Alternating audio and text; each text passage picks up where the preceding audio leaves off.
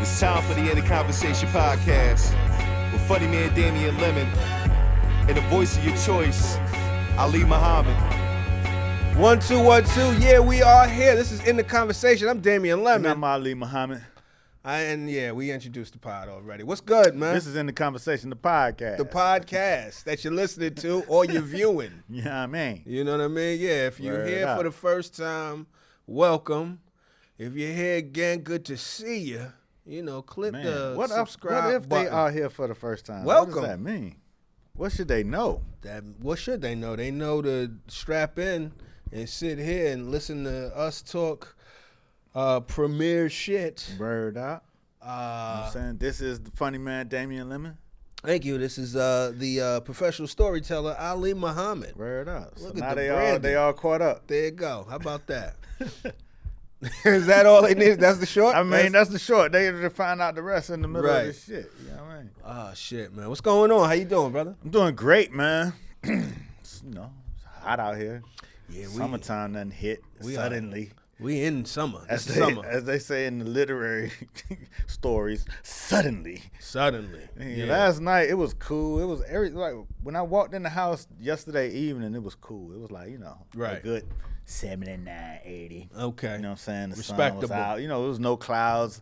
You know what I'm saying? The humidity was nice. Mm. And then somewhere late in the night, around about 1 o'clock, it rained. Mm-hmm. And it got hot as shit. Mm. And I'm off guard.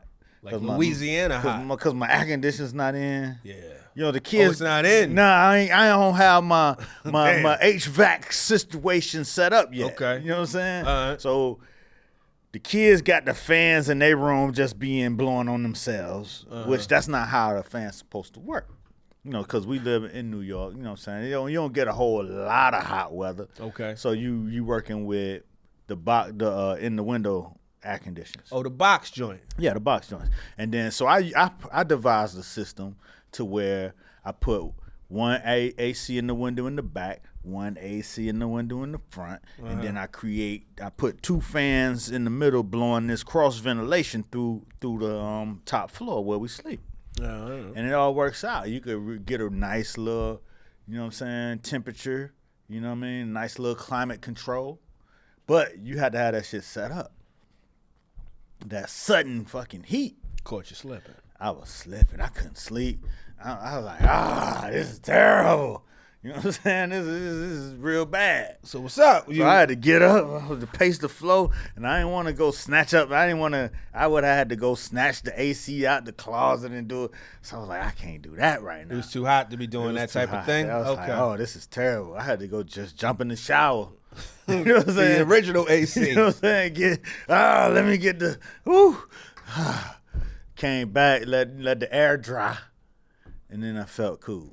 Okay. You know what I'm saying? I was like, all right, I could at least get to sleep. Okay. So you still got to put the ACs in though? Oh, no, that's already done, dog. Oh, you did that? I woke up on a mission. This is not happening to me. Okay. You're not catching me with the Louisiana heat. How long did it take you to put the ACs in? I mean, I put it in just a few seconds, a few minutes, really. Okay. But you got to go get it out of the closet. I mean, you got to move shit that's on top of it. Right. This is like a production. It's like breaking out, the winter collection. It's the whole turnover. Yeah, it's a turnover. It's so the thing. You know what I'm saying? Christmas tree. Exactly. Like you got to go get the shit and put it together. And I just hadn't done it. And at 1 a.m, that wasn't finna happen. I went and grabbed the AC. Well, we keep the AC in the chamber. We don't got enough room to just. You don't never take it out. Nah, that shit stay where it's been, and it go through a lot of abuse. Right. Because they so did what you some do in shit. the winter when the shit get cold out there and shit? Oh, we just grab an extra blanket. Nigga, that's what you do. That shit is still AC. It's still cold to the motherfucker. Y'all must not pay the gas separately, the heat separately from your shit. Nah. See, It's all no. Look, yeah. Well, let's not get into all of that. See, right but now. I'm just saying when you paying the gas bill from the furnace for the whole building, you be paying attention, because that shit. we do the Con Ed. Yeah, see, that shit will hit your ass. We do the Con, but anyway. So I got the AC in there. I had it in there the entire year. Mm-hmm. Then when I put the shit on, first of all, I forgot to clean the filters.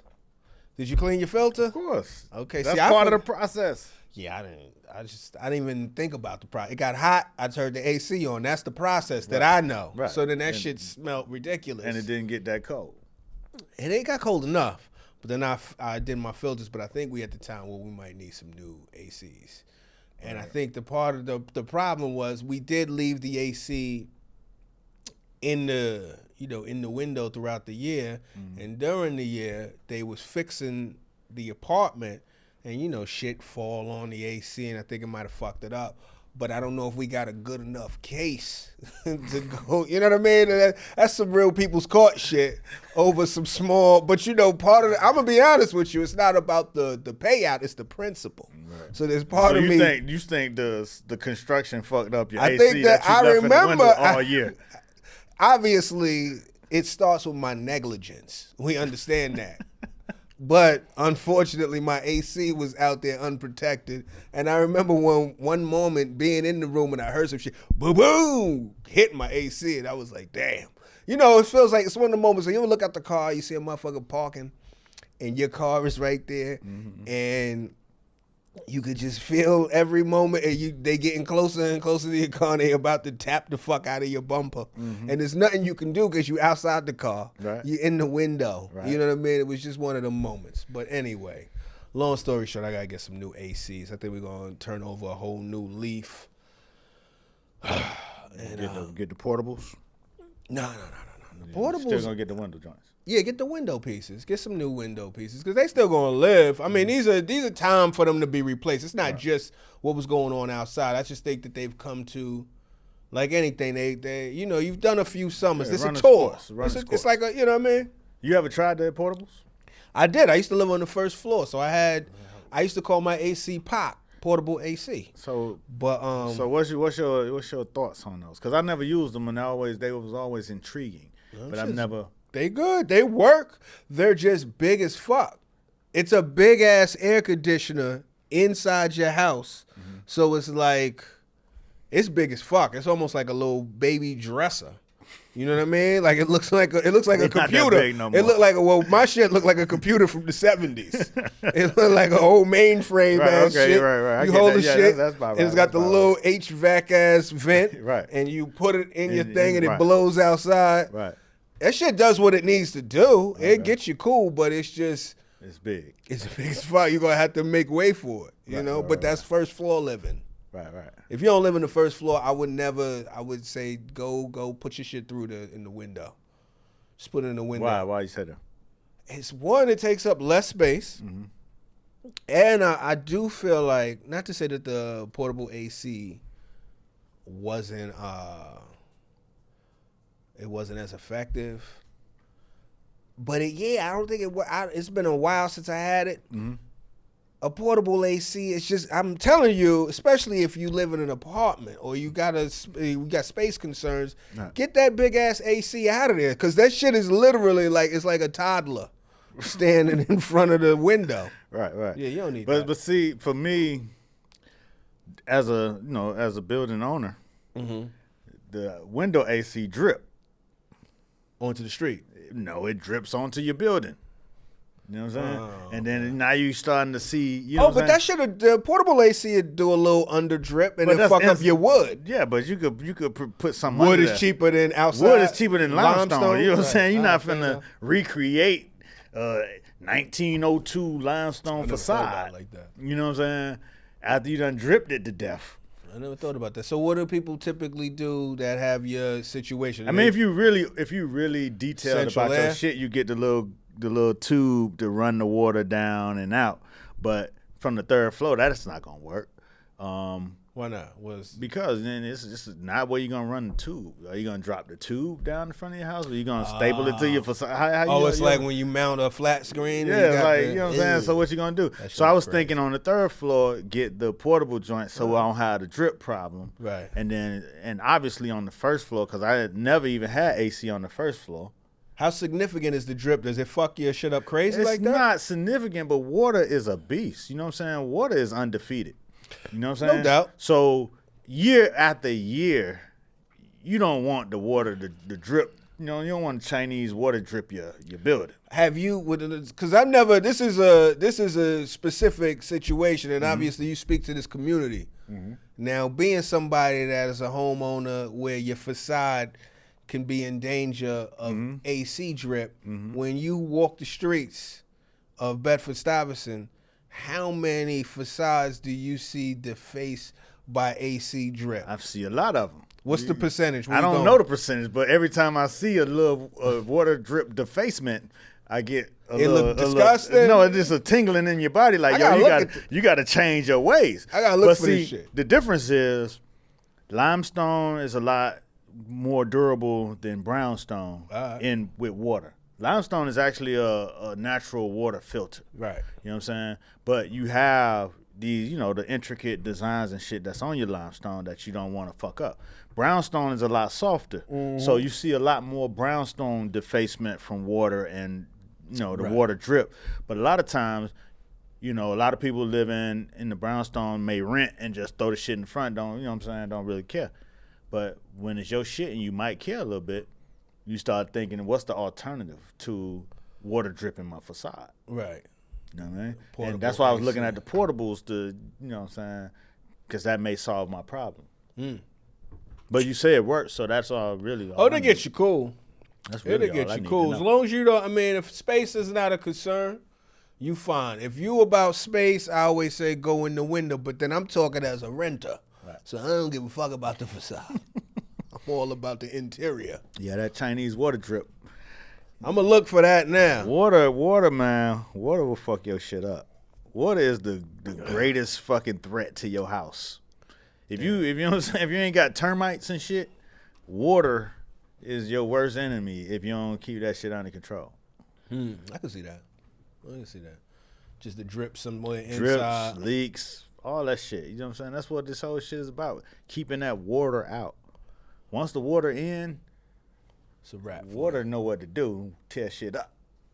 Yeah. Well, there you go. That was for the people that You know what I'm saying? wanna That's the know Home about- Depot crowd. You know what I'm I saying? mean? Shout out to Lowe's. You know what I mean? Shout out to if you suffer from facade wear, AC drip. If you have been affected, please speak to us in the comments. Let us know because we want to let you know that we see you. You know what I'm saying? You know what And I there's mean? people that live in other cities, and it might not be about the stone, but you see that water drip on the Right. side of the building. You know what I'm saying? You see that water drip? And then the other thing is the Oh, water shit. drip at the bottom where it drips, where it falls. yeah. You know what I'm saying? So, like, that shit creates a little puddle, Right. which creates a motherfucking mosquitoes. You know what I'm saying? It's a lot. You know what I'm saying? It's like little animals come to drink that water and shit. You just too much little shit be going on with the little Interesting. AC drip. Damn. Shit. Well, I'm gonna still enjoy this summer though. You gonna enjoy this summer? Let's I have a am good too. summer, I'm man. just telling you that's why I was asking you. That's real not shit. not to convince you. I was just wanting to see your opinion on the portables because I think it may solve Oh, that's those what's up. little issues that I see. You heard? That's good. Bird. What's up with you? Man, what is up with me? I'm chilling, dude. I'm just trying to learn new shit, man. Evolving, staying in the moment. Yeah, man. That's it. Just I'm out here. I'm back. Did a bunch of shows this weekend. Back, just active, heavy. Show after show in the world. Putting in that work. Yeah, building some new shit. Having a good time, being in the community. It's been a minute since, I was just, I'm always on stage, but just there's a point where you got to up your frequency a little Right. bit. And that's where you at? Yeah, I'm feeling that. I'm feeling that type of way. So it's good. It's good. It's just we at the beginning of that. You know what I mean? It's Like- cool. And I'm trying to, and I'm going all over too. Cause the thing is, you could get caught up in going to your spots that you get booked at. Not even that's comfortable, but where you get booked at. But sometimes part of the game is, planting seeds on every level forever. So and then go over there, let the people see your face, speak to the people. Get into the community of people. That's where I'm at. Okay. It's good time. Good. Summer does that too, cause it's so bright outside. You working on something in particular, or you just? Yeah, man. I'm working on everything. I'm working on me. Okay. How about that old Ian Levan Zed ass nigga? Man, No, I'm doing you that. sound like a nigga from Miami. Wow, I'm working on me. You ask a nigga from Miami a question, they never answer it and shit. Nah, I answered it. I gave you a broad. Where you been? Man, I've been out here, dog. You know what I'm saying? I'm out here, you know what I'm saying, doing my thing. Yeah, you know how that Where is. you going, man? Shit, I'm going to be over there. Real specific general shit. You know what I'm saying? You know where I be. I be where I'm at. You know what I'm saying? I'm at where I am. Mind your business, nigga. You know what the fuck going on. Nah, over here. man, just I just being leaning in, just being in this shit. You know, like you know, it's just all in. You know, like there's I think I withdrew a little while for a bit. Withdrew from? Just from a lot of shit. Just from maybe from the stage. Not even. I get up, but I wasn't like I wasn't compulsive with it. Right. You know, there's times where it's one of those things. It's just one of those things. Sometimes you feel like you got more to say than other times. Sometimes you feel like, yo, let me be still for a minute and see what's what. Then sometimes you just like, I gotta be out there. I gotta be shooting this jumper. I gotta be in the You in the gym. Yeah, I gotta be in the gym. I was listening to this podcast, The Sporkful. It's one of these podcasts I listen to. And this cat was interviewing this dude. I don't know. He was at like a hot dog stand. I forget what hot dog stand, but the shit been there for about at least 60 years. Great hot dog, supposedly. And this guy had been working there all this time. And he said the dude to the reporter, he was like, look, I'd rather wear out than rust out. And I felt that shit. You know what I mean? Because it's just like, if you don't do what you do for a bit, you could get a little out of the groove. Right. You know what I'm saying? So you might as well just let the groove be what it is. Just stay in the groove. You know what I mean? You don't got to get ready if you stay ready, right? Or if you just stay in there, and then just the longer you stay away, sometimes you could get anxious because you've been away. And that don't even matter. It doesn't even pertain to the task at hand. It could be everything around that. Right. You know what I mean? It's like if you work at an office and you haven't been in for a while, you might still know how to do the job well, but you haven't been. The office life shit is different. Right. You might be a little awkward around the water cooler. Right. You know what I'm saying? Your references is off. Right. You know what I mean? You don't know the new person at HR. You know what I'm saying? That's You know. me. You know what I'm saying? That's me looking at. Sometimes I'll be on LinkedIn and shit. Let me see what's out here in the world. Right. Not that I'm gonna apply. I just want to see. And Right. you start reading the description, you be like, That ain't, this ain't gonna never happen. Yeah. I ain't gonna never get caught up on the office life because Right. I done been gone so long, I can't even see it. Couldn't even acclimate. You will work with other team leaders. Oh no, Right. this is not no. Well, I'm talking about places. No, true indeed. I'm talking about places where you want to be. Right. So if you want to be there, No, I get it. the more you there, the more you are of that community. Right. You know what I'm saying? And you know, just being out. It was I did a bunch of shows, but I was at Skank Fest. I told you it's a festival. Right, it's my second year there. Shout out to Legion of Skanks. Skank Fest is a festival based on the Legion of Skanks podcast. They call themselves the most offensive podcast in the world or whatever. So they let you know. Skank as in what? Skank as in they call themselves the Skanks. Not skank as in what you would assume the regular skank definition is. Okay. You know what I mean? This is more like that's how they brand themselves. Right. They wild, they just whatever. It's Big J Okerson, Louis Gomez, Right. Dave Smith. I believe that's the key three. There might be a little bit more, but Lewis and Jay, whatever. But so they put together a comedy fest. There's a bunch of comedy fests going, not a bunch, but there were a couple comedy fests. There was one in San Francisco, Cluster Fest, that was going on, and it was Skank Fest in New York. And at most festivals, there's a bunch of comedians, some of the greatest comedians, a lot of great comedians on the lineup everywhere from who was there? Everybody, all the great New York comics, Michael Che, Dan Soder, Joe List, Yamanika. Shout out to Yamanika. She just put out a new comedy album called Damsel in Distress. It's funny too. I checked it out. But just all the comics that were there. Just, you know what I mean? And you are amongst, it was at Brooklyn Bazaar, so it was at one venue. So just like any other festival, you amongst not only the festival goers, but you amongst your peers. Right. And there's shows going on all the time. And it was like, like most festivals, it's fully immersive. It's comedy everywhere. You know what I mean? Oh shit, I ain't seen this cat in a minute, or it's been a minute since da-da-da-da-da, whatever. People that love comedy and peers that you fuck with or you haven't seen in a while and whatever. And, I had a moment where I was like, I fuck with this community. This is what I always wanted to do. You know what I'm saying? It was one of those things where it was reaffirming, like, yo, I'm happy to be here. I'm happy to be a part of it. There was parts of me because I haven't been on stage like night after night after night after night. So you kind of like, I'm about to be out here in front of all these people. I want to still, I want my jumper to still click. Right, you feel me? And then it's just like, stay in the mix, stay close, stay there, be in the moment, because it's still, you realize when you're there why you always wanted to be there. You know what I'm saying? So it's one of those things. Shit like the BET Awards for comedians. It's one of them. It felt, you know what? It felt more like, honestly, in the way of just landscape and layout, it felt, well, you can say BET Awards. Shout out to the BET Awards. I guess. I mean, it's just your peers all in one place.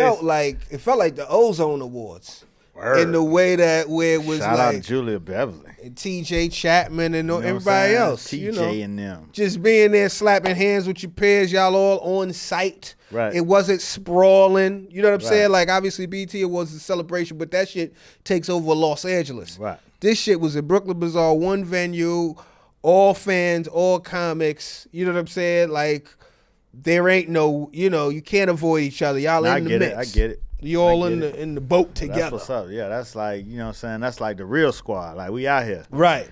We in the midst. We comedians. Yeah. So, yeah, it was a good time. Felt good. And then, just to be out and jump on different stages. So I'm about to, after this, I'm going to run around the city and, pop into certain places, see what's what. So maybe I jump up here. Say what up. You out here. Yeah, man. I'm in the ready. hunt.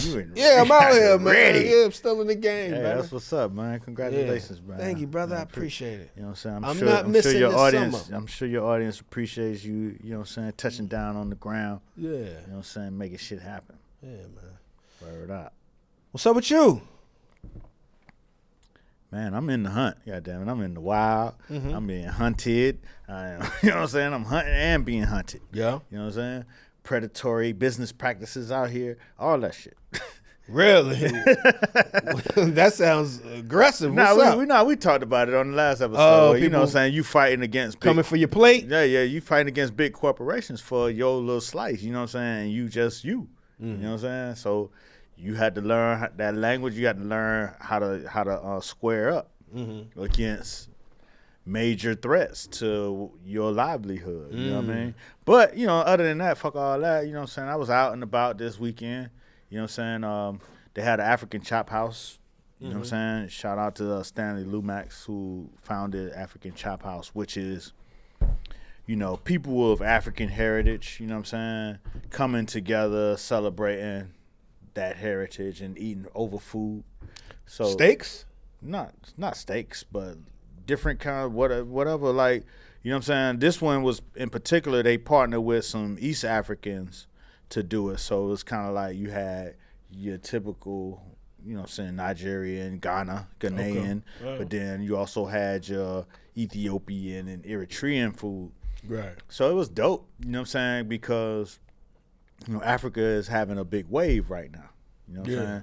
Through music, through culture, Pan-Africanism is, you know what I'm saying, is a big conversation where people from the continent and people here in America are having that dialogue that wasn't there before. Right. You know what I'm saying? And it's a interesting thing to watch because, you could always, like, when a certain sector of the community have their wave, you could see it. You could see it in their energy. You could see it in their whole glow. They winning. You know what I'm saying? That it feels like winning. You know what I'm saying? Like you being recognized, you're recognizing yourselves amongst yourselves. Right. You know what I'm saying? That's the biggest part. A lot of times you might see something being recognized, but if you don't recognize it within your own little group, then you still feel isolated. But when your group is recognizing itself, then there's a collective energy that's glowing. And it's always good to be in that mix, you know what I'm saying? Because you might have been, you know what I'm saying? We've done it through music, through different forms, like when Atlanta had their wave, when they wave first started popping, you know what I'm saying? Yeah. You know, Philly had a wave. It's just like being in the mix of a wave always feels good, you know what I'm saying? And there's always opportunities that come in, there's always good conversations that come out of that, and there's always a way to, you know, expand what you're doing because the conversation is expanding. So African Chop House, it was, you know what I'm saying, it was pretty dope. It was on the rooftop. What y'all talking about? What's the conversation? In Harlem. The conversation is just how do we go from here? And which ways do we take it from here? And for me, that's always interesting because my whole deal in life and in what I do is being able to understand, oh, that fits with this. You know what I'm saying? Oh, you talking about that? Oh, I could put that together here, which always, you know what I'm saying, that makes you a connector. That opens up opportunities for you to insert yourself into the wave. And this particular wave, the African wave, you know what I'm saying, this cat, F.A. from Atlanta, he has been trying to put that together. What's happening now, he was talking about in 2005 and 4, you know what I'm saying? So we was in Atlanta sitting there, he was talking about the plan of putting it all together, and he's very instrumental in that shit actually happening. So, you know what I'm saying? He had Red One, who was a producer who did all of G-Unit shit, right? Not G-Unit. What's the girl? Pop.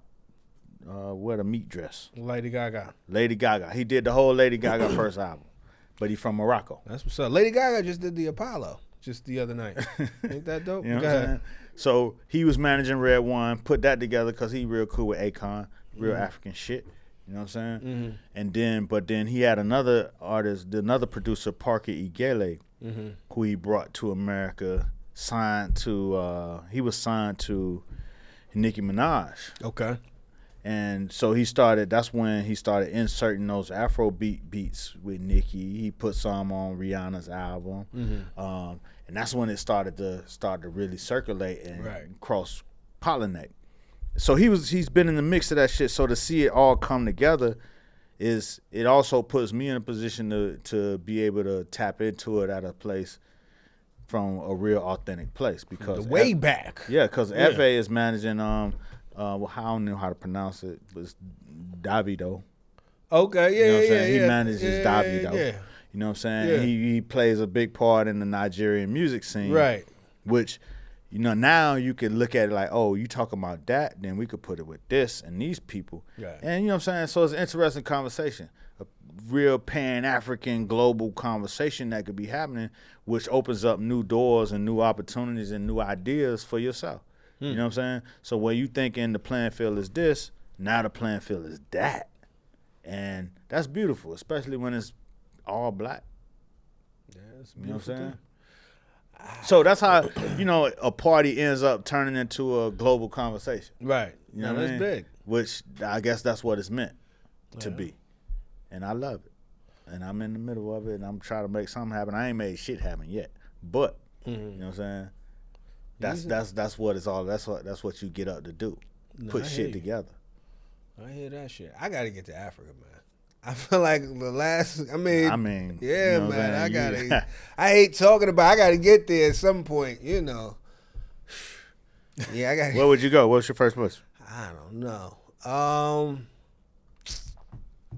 don't know. I really don't know. My homie, my best friend, he go to Nigeria all the time. You say he go to that shit like it's Atlanta. Yeah. So he be talking like, yo, you need to you come through. You know what I'm saying? This shit is live out here. So there's that. But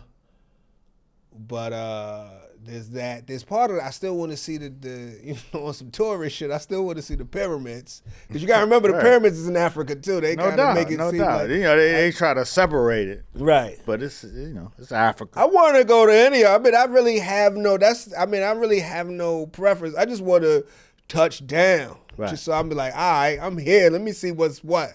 I don't know. Obviously, I want to go to where it's good. You know what I'm saying? Safe. Where it's safe. Where it's safe. Where I can Instagram. With no peril. I'm touchdown in Sudan right now. Yeah, I don't even want to make light of the whole situation. It ain't light at all. No, I'm saying obviously I don't want to touch down in there, but I don't even, It ain't light by no stretch of the imagination. Yeah, I don't. But my thing is I don't even. I have to brief myself on everything that's going on. I see there's a lot of upheaval right now, and shit is getting hectic. But I don't want to get too deep in that water because I don't know enough. No doubt. So I mean, for me, where do you want to go? I definitely gotta hit the West African, Nigeria, Ghana side of things because that's that's pretty much where what's popping right now. A lot of us is from, Okay. That region. Well, at least from my little DNA sector, Congo, Nigeria, Ghana, Togo. Right. You know what I'm saying? And then my good friend Tabby Bonet is from Togo. Okay. He got a little coffee situation. Okay. You know what I'm saying, out there. So I would like to see that. That's hard. But then I know over the past couple of years, I've met a lot of people from South Africa. Which every time you say you want to go to South Africa, I don't go there first. They say that's like the hype beast spot, right? Well, it's like, everywhere yeah, fuck it, I'm going. It's just, colonialized. But, okay. You know what I'm saying? That's where apartheid was at, you know what I'm saying? Right. So they be like, but I'm going to still go there because I know a lot of people there, you know what I'm saying? But from what everybody that I've met on a tourist scale or just a moving around scale, they say Zanzibar is the best vacation spot for black people in the world. I heard that shit's cracking. I heard Johannesburg is. I heard Zimbabwe. No, maybe I did hear Zimbabwe. I just know I like how Zimbabwe sound. I don't know if I heard that Zimbabwe was lit. I definitely heard about Zanzibar. I might be getting my Z's fucked up. Zanzibar sounds exotic already. Zanzibar just by name. A lot of this shit sounded. Zimbabwe sounded exotic. Nigga, I was in Zimbabwe last week. Come on, that shit. Zimbabwe sounds local, like, you know what I'm saying? You got to really get down to the ground and the shit. You know some people. Like. Yeah, I was out there in Zimbabwe. You know what I mean? I don't even know if they call it Congo. You got to, you know what I'm saying? Congo, you got to be ready. You need to have a connect. Yeah, real prepared. Yeah, I feel like South Africa, you might be able to be all right out there. You still, I feel like you need intel everywhere you go, but from what it seems as though, it seems like that might be a little bit more tourist friendly because it seems to be watered down a little bit. No doubt. Who knows? I'm talking out of my African ass at this moment. I don't know what the fuck. I ain't been to the continent yet. So got to do it. Inshallah. What else, man? No, for real, I'm trying to get there. Steph Curry. Heard up. Assalamu alaikum. Brother, shit. Hey, look. Steph Curry is out here making moves. I know we talk about LeBron, talk about Durant making moves on the EP side of things, TV game, but Steph Curry looked like he got a whole night on ABC. He got a new show called Holy Moly, which is a mini golf show. And I think right after that, Aisha Curry has a show. I'm not sure if she's EPing that or he's EPing that. Probably or they coming on the together. same production company. And they got a nice little hour. I think hers is like a cooking show. Right. But they did a production deal. Oh, you knew about this? Yeah, I knew they did a deal. And then Kevin Durant got his little production deal. LeBron of course got his. Kobe has his. That's like, you know what I'm saying? Move. The new sneaker. That's a move. You know what I'm saying? That's a move. That's the new, instead of going into, you know what I'm saying, being a broadcaster after retirement, you go into production. You know what I'm saying? So, yeah, why not? Why you got the name and the fame? That's smart. Because that's all it is getting people in front of the tube. Holy moly, it's mini golf. I fuck with mini golf from afar. Like every time I'm near some mini golf, like if I'm pulling up somewhere, getting into a city, looking, typically it'll be close to like the hotel area. You're like, oh, they got mini golf. Like you in a resort, oh, they got mini golf. I should fuck with the mini golf. I always say I'm gonna do it, but I never get to it. Yeah. You know, because That's for people who play games. You don't be playing no games. I like to play little games every so often. I That's don't the be thing. playing no games. So you just above mini golf? No, I ain't above it. I just don't play no games. Maybe I'm not fun. I think that's what it is. I think it's dismissed. Like it's silly. Something about mini golf is a little too silly. As a kid, we had mini golf in Miami. Okay. Which was like right there, right across in North Miami Beach. They had a little mini golf. Uh-huh. It just seemed corny. You know what I'm saying? It's like it just seemed little. You know how like sometimes you design some shit and it might have been designed in this particular year. Right. Now it's 10 years later and that dated. shit look like Yeah. You know what I'm saying? Shit look ashy. And it ain't, you know what I'm saying? Yeah. I just never got into mini golf. I never saw the purpose. I think we're on the same wavelength in the way that you see it. I think there's, well, you obviously were disappointed by it because you got close enough to where you like, this shit is dated. I'm not fucking with it. There's a lot of dated. That little windmill is mad. It's like Mousetrap.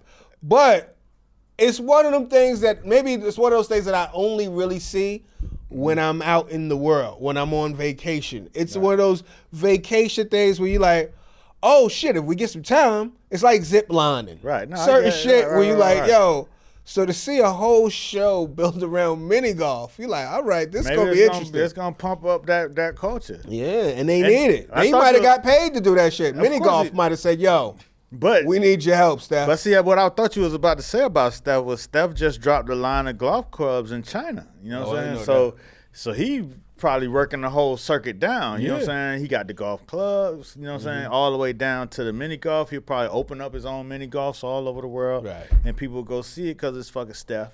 And you know what I mean? And the crazy shit is, I don't know nothing about Steph in golf before, but I guess It don't matter. It You know his don't- motherfucking he's a winner. name. You gonna check He's that a shit winner. out. We That's here it, talking huh? about this shit right now. man, that's interesting. But see, for me, I guess playing them games, what happened to me playing games? I guess it was fucking just the era I came. Hip hop was just coming around, and fucking the crack era fucked it up for games because you had enough entertainment with hip hop and fucking cooking crack? Not cooking crack, but just the lifestyle that happened during that era. Just being outside was entertaining enough. Right. You know what I'm saying? The electricity of the crack era. Yeah, just all that was going on outside, just, you know what I'm saying, where I'm from, it was a lot happening. So you can entertain yourself very much so just by the Ave, the beach, and Right. the little spot, wherever the spot is that night. And you had enough entertainment for a whole, a lifetime. So You do you- that shit for 4-5 years. So you saying that crack killed the mini golf business? From my perspective, it killed my attention towards mini golf. okay. We used to go to this spot called the Grand Prix in Miami. They had mini golf there, but then they had the little go-karts, you know what I'm saying, where you racing go-karts and shit. And that was cool. That was entertaining. Video games, you know what I'm saying, the game room type shit. So you had the game room, the little go-karts. But that's just in between time. That's like after the club, you know what I'm saying, before the late night eating.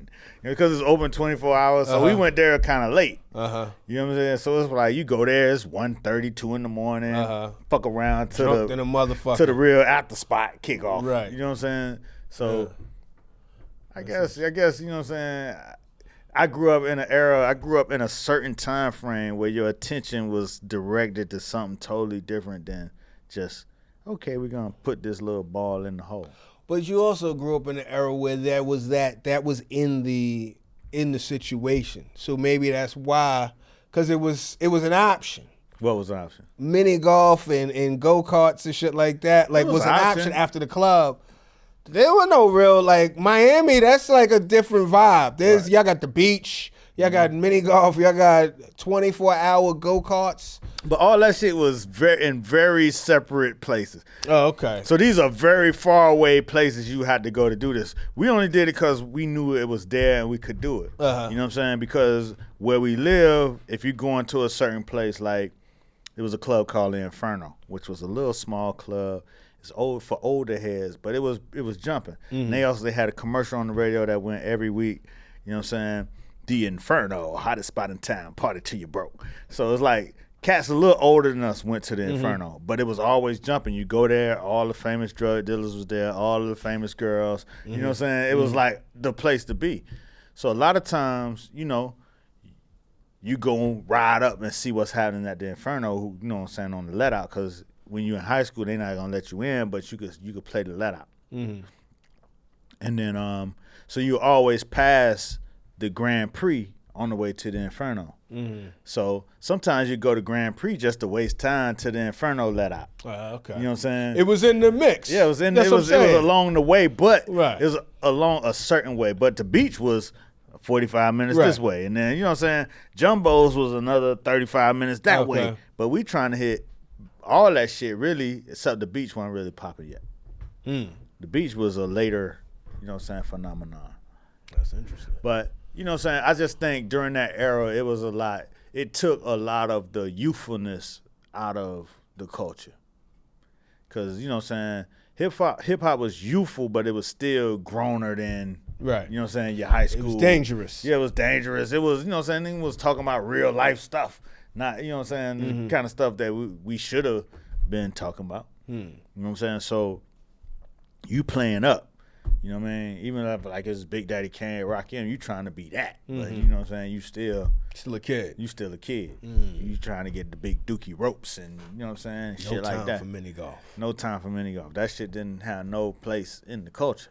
So so, you know, I think it took a little bit of the youthfulness out of growing up.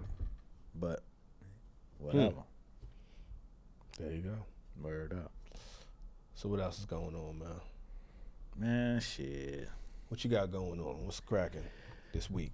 This week, man, I'm reevaluating my position in business. Really, like I said, I'm under attack. You know what I'm saying? And my summer ain't coming out how I wanted it to come out. You know what I'm saying? How it usually comes out. Now, half of what I do ain't there no more. So now I had to figure out, am I gonna chase, you know what I'm saying, a similar situation to replace that half, or am I gonna do something totally brand new? You know what I'm saying? And my thing is, it's not that I had to do something totally brand new. It's I have to do what I already said I've been had to do. You know what I mean? And that's, you know, you can't wait for work. You can't be mad that the work don't come to you, because my job in real time, in real life, my job is to create work. And if I'm not doing that, then I'm vulnerable. As long as I'm creating work, I don't have to worry about nobody taking work from me. You know what I'm saying? Because you creating that shit. So the thing is like, okay, the work ain't created yet. You know what I'm saying? You had this gap of, okay, once this is done, there's nothing else. You know what I'm saying? Do you have time to reinvest in creating new shit? You don't have, but in real life, you don't have no choice but to create that shit. But you got to create that shit fast enough to not fall apart before you fix it. You know what I'm saying? So you got to make something happen fast enough to be able to pay your bills, you know what I'm saying, and not fall off. So that's the challenge that I'm in right now as an entrepreneur is, all right, fuck it, this shit ain't turning out how I wanted to on this side. How do I just kill that shit and start something, not start something new, but create work in a new way. A new lane.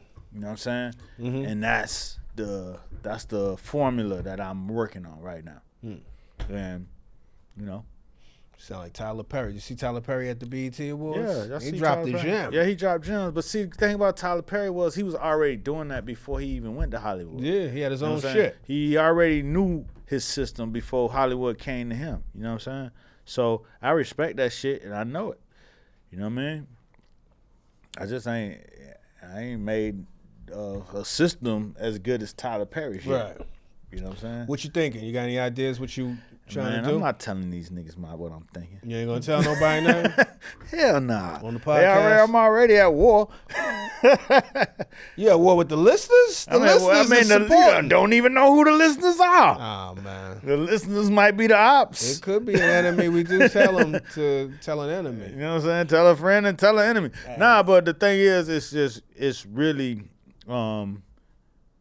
creating these original ideas, and I'm moving more into a narrative space. So, I did a partnership with a DP by the name of Jamal Solomon, and we creating this thing called The Beautiful Side. And within The Beautiful Side, we're gonna create a series of narrative pieces that should and that will put us in a position of strength in going into the next place where I want to go. All right, that's what's up. Which is, at the next level, the TVs, the film, the high level streaming, long form content, put you in the same arena with, everybody else, like the Lena Waifs and the Issa Raes and, the Ryan Coogler's and shit. You know what I'm saying? I had a talk with my man Sean Peters, a couple weeks ago. Sean Peters is a DP, a director of photography, that is right hand with Terence Nance, who's a director. So everything Terence did, Sean P was a DP, and now both of them are at a great level. They're at a good place in life. Terence is directing Space Jam 2. Sean is DPing on a bunch of Hulu shit and Netflix shit, and they do Random Acts of Flyness together. Yeah, you know what I'm saying. So he was basically like, man, fuck all that, man. You got to come on in. You got to, come into the program. Right. And it's like, damn, man, but I got to learn this. And they're like, nah, you ain't got to learn that. You just got to drop some shit. You know what I'm saying? And then when you step back and look at it, that's all they did. They just dropped shit. They just dropped shit until the system got aware of them. You know what I'm saying? So it inspired me to say, you know what? Fuck it. I'm going to just drop shit. You know what I mean? And that's when we created The Beautiful Side, and we putting shit together to drop shit. You know what I'm saying? Because he's like, man, it's like we're here, but you family. You know what I'm saying? Which means you're connected to this already. You know what I'm saying? I've already worked with them. You know what I'm saying? Sean P was my DP. You know what I'm saying? I've shot for Terence Nance 4 or 5 times. You know what I'm saying? So he right. So it just wakes you up, and it's like, you know what? It's like on the Clarence Avant, the Godfather documentary, Black Godfather on Netflix. He says, you either join the country club or you're a caddy. I ain't no motherfucking caddy. You just got to join the club where it's happening at the real space and stop playing on the outskirts. And get in the community. Yeah, you got to get into the real community, because either way you're going to fight fights. You know what I'm saying? And you rather fight the fight at the highest of levels than fight the fight, you know what I'm saying, on some shit that's, you know what I mean? Like, damn, what am I really fighting for? Right. You know what I mean? Fighting for the right to do what? Right. You know what I'm saying? That shit better mean something at the end of the equation. No, I hear that shit. So that's why I'm at with it, man. That's my life. I don't know, if that was entertaining or not, but that's where I'm at. The Beautiful Side. Yeah, The Beautiful Side. There you go, yeah, man. Of course it was entertaining, man. The Beautiful Side. Niggas is 47 minutes in. If it wasn't entertaining, they tuned out a long time ago. I think we good. Shit, what I'm talking about before we get out of here? What was the last dope narrative shit you saw? Since you getting in the narrative game, what was the last, besides Game of Thrones? Man, I'm looking at this trailer that Lena Waithe just put out with Queen and Slim. Yeah. That shit look like, okay. Yeah, with Melina Masukis, right? Ain't you saying that last name? Melina, the director that does all the Insecure and Beyonce shit. Yeah, so that shit look like it's gonna be something. That's inspiring. That's like, okay. I haven't seen the trailer. I saw the photo. It looked hard. Black Bunny and Clyde. Yeah. You know what I'm saying? Yeah. It's her first feature, I believe. Is it? Maybe not. I don't know. Dear White People. Yeah, Dear White People. She went on Dear White People. Yeah, I'm tripping. She getting it, man. Yeah, getting to it. That shit crazy. She like Master P of, you know what I'm saying, of TV. So what was the last dope narrative shit you saw? That's coming out. What you see when you like, this is the type of story I want to tell, or I like the way they told this story. Of course, The Thrones. You know what I'm saying? I can't recall. Because shit moves so fast. Especially when you're making your own shit, you kind of see some shit and you tune the shit out to try to get to your own shit. But I can't recall. I don't know if I can answer that. But I do know that I got about 3-4 ideas in my head that I know I see as real. Mm-hmm. You know what I'm saying? I never really seen a narrative project all the way.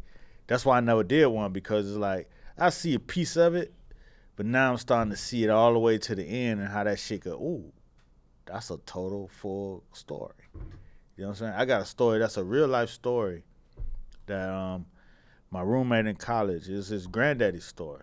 There's something happened to his granddaddy that we talked about it before in college, but then we talked about it again the other day, and I was like, that's it, dog. We gonna shoot that shit. You know what I'm saying? And because it's powerful, it's complex. You know what I'm saying? It's a very simple story and it's funny, but it's complex in all of the things that go on, and it's gonna be a period piece shot in the Great Depression, 1935-ish. And that's one of the first things I'm gonna shoot. Nah. You know what I'm saying? That's what's up. That's what's up.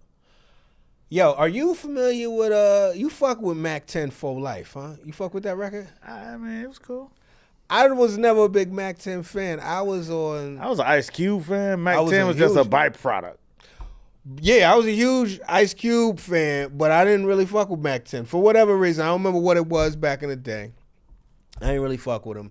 I didn't think he was lyrically fucking with Cube. You know what I'm saying? It's two different artists or whatever. But anyway, long story short, I'm on Instagram. On 2 Chainz Instagram. He's in I guess some type of old school with Ty Dolla $ign. They throwing the hydraulics on. They playing this crazy West Coast shit. They out there LA after the BET Awards, hitting switches and got the shit. And you could just hear like some real crazy West Coast shit. It just fit the whole scene.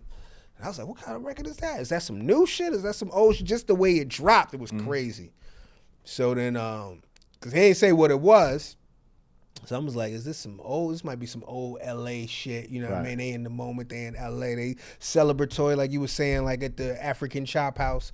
Sometimes when people are in their moment, you know, sometimes you play the anthems, you know? And I'm like, yo, what is this?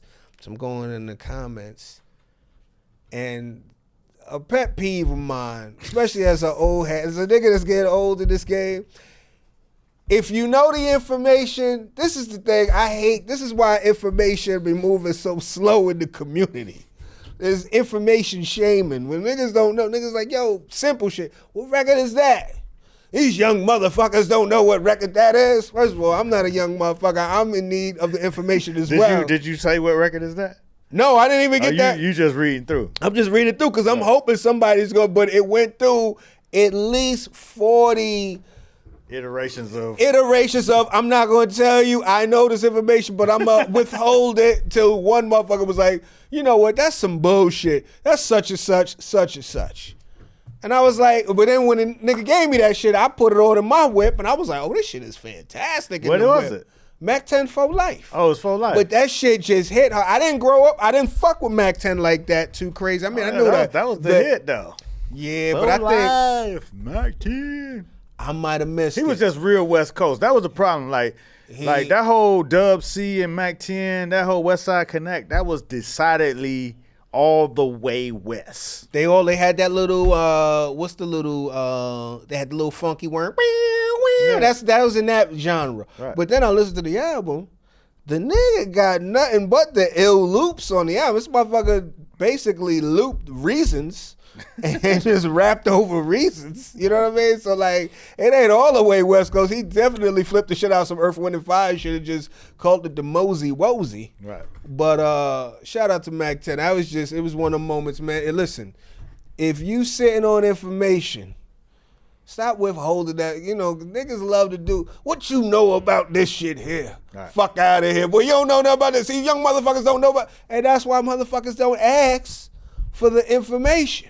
Right. Just give up the information, man. I think people really do share the information. I see more than not, you gonna get the answer to what your question is in the comments at some point. I seen a lot of, I'm a hold this over your head. Yeah, I'm gonna skip. Skip past them people. Yeah, you skip right past. You're gonna getting skipped past, and then you get to the person that just dropped that shit out there. That's such and such and such and such. Oh, bet. Look it up. You know what I mean? Keep it going. Yeah. But yeah, if you got a whip, go listen to Faux Life. Yeah, Mack 10 this for summer. life. Especially if you're on the West Coast, if you're on hip to it already. Especially if you got some convertible shit that got switches on it, then it's ideal for you. Yeah, that shit was real West. That shit and I is- remember when I first started going out to LA, and then somebody put me with I was selling advertising music ads, so they was like, go check out Mad CJ Mack. Mm-hmm. He decidedly West Coast Crip, Just,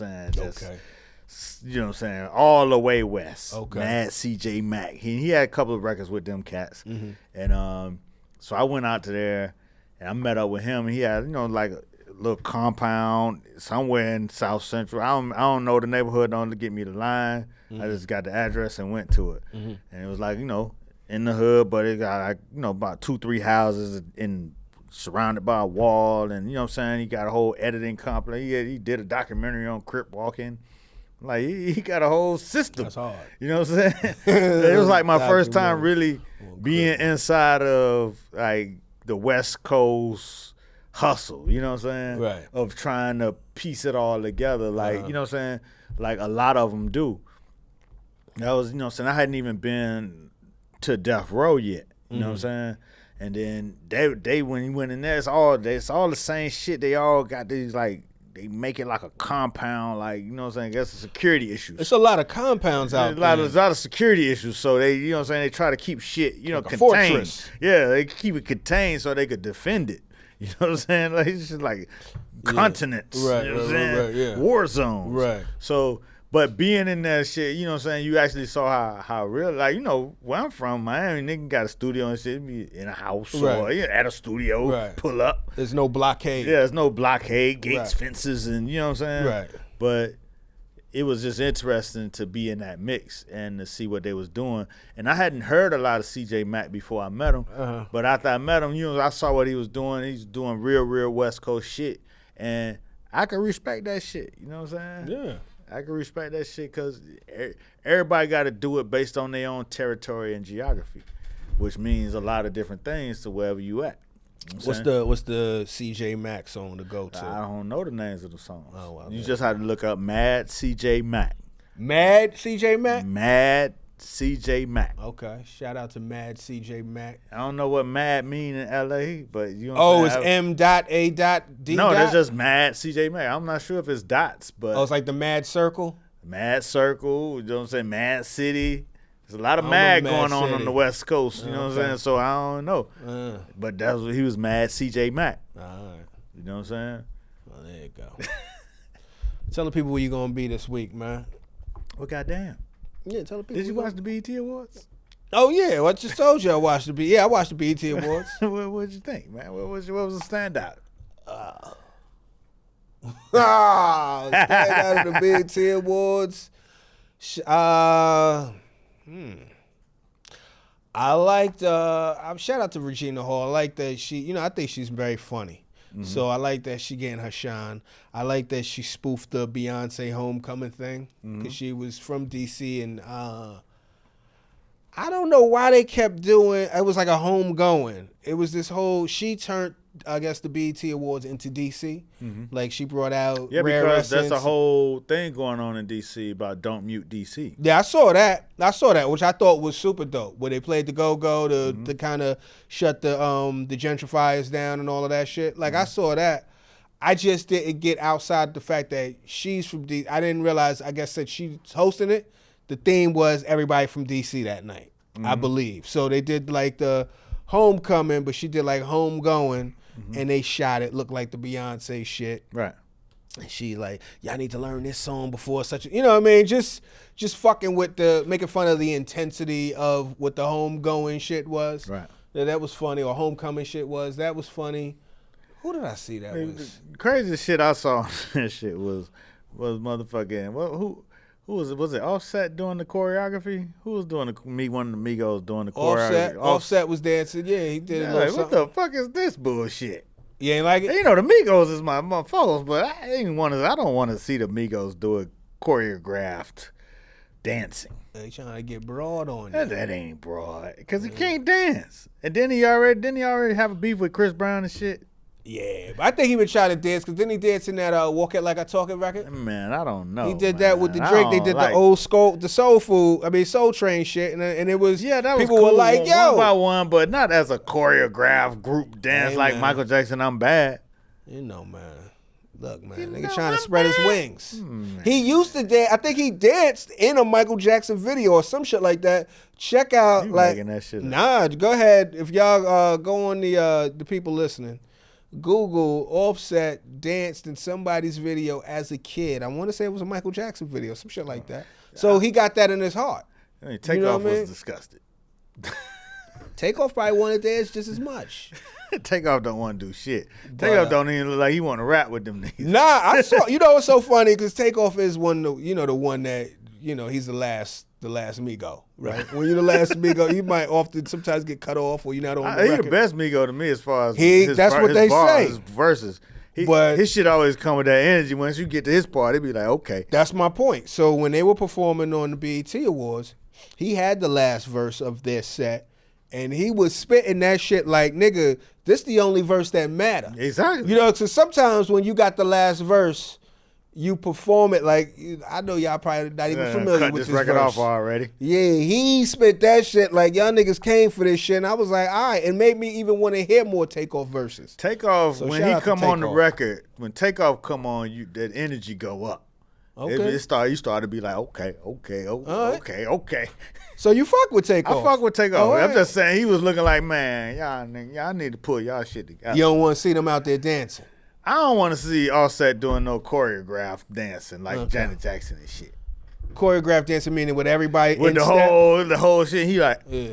Well, they did a whole thing because they mixed it. It was him and Cardi. They flipped like they did there, and then they danced into each other's. You know, they a tandem now. I understand they could do their shit tried together. I to. like when she was, dancing with him, but I don't want to see him with a group of You're not for that. choreographed dancers. You're not for that. I feel like that's fucking the integrity of the trap up. I mean, not that I'm vested in the trap, in they trap or whatever. I like the Migos, and I've said this from the beginning of this podcast. Right. So, you know what I'm saying? You just don't like all that I choreography. that don't fit to me, and I don't like it. Yeah, man. And it's okay if they're going to do it. I just ain't got to watch it. I liked Mary's segment. No doubt. Because I'm of a certain age. But I like Mary's segment. One, because I like the fact that Mary said, I am a living legend. She let that shit be known. And let it sit there. Let y'all take it how you want it. Because it's for real. I'm a living legend. Here. Took her shit. And then did at least a 10-minute set. Brought out, who she brought out? She brought out Method Man. Did she bring out? Well, Diddy did the intro. Mm-hmm. Who else was she? Brought out Kim.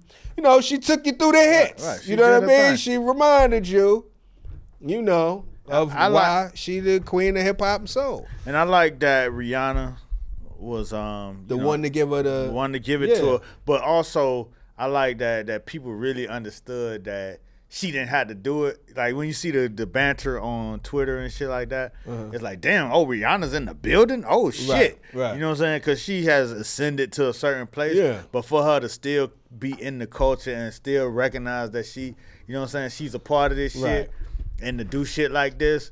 Well, she got a house at LVMH and shit, and Fenty Beauty is doing whatever the fuck it's doing. She about to be on the $1 billion circuit. Yeah. She still touched down at the BET Awards, and celebrate that shit like she's still in it. For good reason. I mean, shit, Mary's queen of hip hop soul. No doubt. And it was real shit. And what I liked is when Mary came up, she was like, yo, I appreciate that you gave this to me because I'm inspired by you too. So it was a good. Yeah, that's that's dope shit. But on top of that, I hear I feel like Here it comes. This is where it ain't even this. This is real talk. Like, I look at the BET Awards like Easter for niggas that watch BET. You know how you go to the church that one time a year and you be like, oh, church. I'm gonna act like I be at church all the time. That's how the BET Awards be. I'll be like, oh, BET.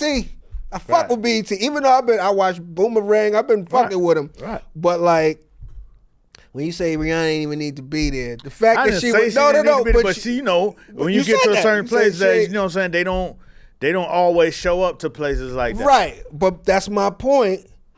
This shit is still around it's still the BET Awards. This shit still This celebrate. This is all we big got. shit. This is, you know what I mean? Like, if we're gonna be honest with This is all we got. Right. So I'm happy that she showed up. I wish more motherfuckers would show up. You know what I'm saying? Like, cause it's still an honor. It's still the place to be. It's still, if you drive culture, celebrate your culture. Back to what we talk about the Chop House. Right. But see, get caught up in that wave. But you've been so used to cats get to a certain space and a certain level in the game and graduate out of the culture. Out of it. You know what I'm saying? And then they untouchable and unaffordable, and you can't even get with them no more. But the thing is, there's this resignation. Like, that's just the trajectory of things. Where it's like, and that's fucked up. That we were like, well, it's too late now. Yeah. Look at Forbes. I guess we won't see him. We won't see him again. Right. And that's fucked up. That's a damn shame. But that's how they've been doing it. But what I'm saying is, we can stop that. We need to stop that. I think Rihanna is a great example of somebody who is at the pinnacle of the shit. The most, she's making the most money out of all the female singers and shit. She's on her way to be making the most money out of all these motherfuckers. And she showed up. And she still showed up. And I just like the way the people accepted it, and the people, you know what I'm saying, let it be known that they recognize that she could have did other shit. Like Jay-Z said on one of his records, you could have been anywhere in the world, but you decided to be here with us. Show love. And I think that's how the viewers view that shit. Like, if you do the show, you're here with us. Yeah. You know what I'm saying? Yeah. And with Rihanna and her trajectory, she still understands that she got to touch down at the base to, you know what I'm saying, gather that energy. Invigorate the base. Exactly, because she got makeup and clothes to sell and shit. You know what I'm saying? And that's good shit that she understand that. Because a lot of people think, you know what I'm saying, they at that top, they ain't got to sell you nothing no more. It's all about selling the people at the whoever such and such awards, because them the people. And them awards be so whatever the fuck. And that's what I'm saying is, like, that's real shit that she understands that this is still the base. Right. Not over there. At the wishy-washy awards. Because that's how most of our heroes, they glow up and they go away. Right. You know, and they glow and go. We have the same conversation every BET Awards. We had the same addendum where we like, yo, niggas need to show up. But this time we got somebody to celebrate. So I salute Rihanna and you know what I'm saying, for keeping it 100 and showing up. The Show It Up Awards. The Show Up Awards, goddammit. It's your responsibility. If you blew up off us, nigga, you need to show up off us. There you go. Shit, man. Where you gonna be at? Anywhere? I'm going to be in Brooklyn, fighting the fight, you know what I'm saying? And you know what I'm saying, creating new shit. I'm going to be on that Instagram at Mr. Muhammad, on Twitter at Mr. Muhammad. Yeah. All right. I'm gonna be popping up all over. I got go to the website. I got the dates up, www.damienlemon.com. Go on my website because I'm out here. I'm gonna be all over. So I'm gonna be posting dates and shit like that. And until then, tell a friend to tell a friend. And even an enemy. To get in the conversation. Yes, sir. We are out.